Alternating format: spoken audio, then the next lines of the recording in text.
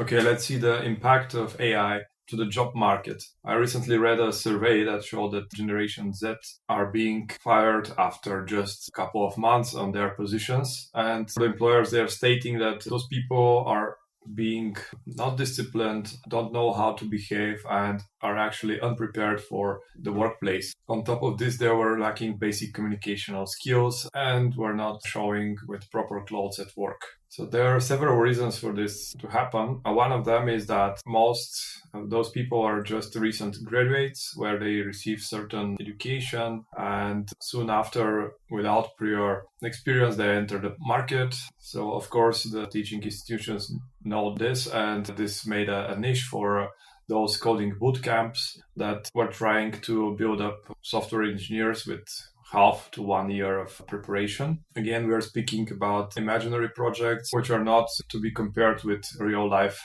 systems. So not to put blame only on those people, other individuals from different diverse backgrounds tried coding predominantly for the salaries. And now as the AI usage is also increasing, those positions are being reduced. But keep in mind that as we had the cloud boom, then the blockchain boom, then we'll have this AI boom when we will have, let's say, reached a plateau and then the spiral will go down. In regards to this, AI is not the perfect solution for everything. From my experience, I've seen that it doesn't account for the latest updates of a certain language or framework. In this regard, it's wrongly marketed for beginners. So those code completion tools and helpers, actually you need to have a quite big background in order to assess the solution provided from an AI tool and to be able later to refine it and implement it in your actual code. This makes it not recommended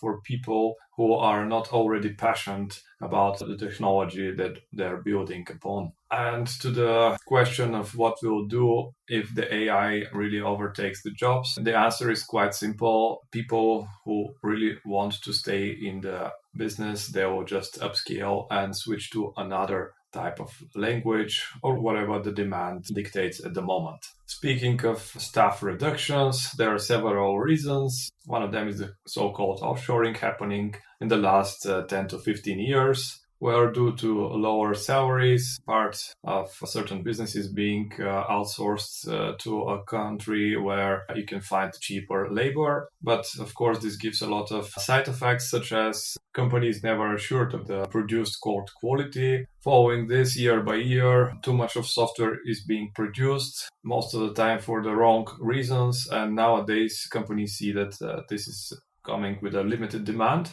So one reason to have such shortage of jobs is exactly having too much of a unused software and trying to trim to stay current. Another impact of producing low quality software is that it floods both consumers and enterprises, and nowadays they're actually oversaturated and disappointed. So now finally, managers are finding reasonable excuse in order to shorten the staff, something that they were longing for years and years.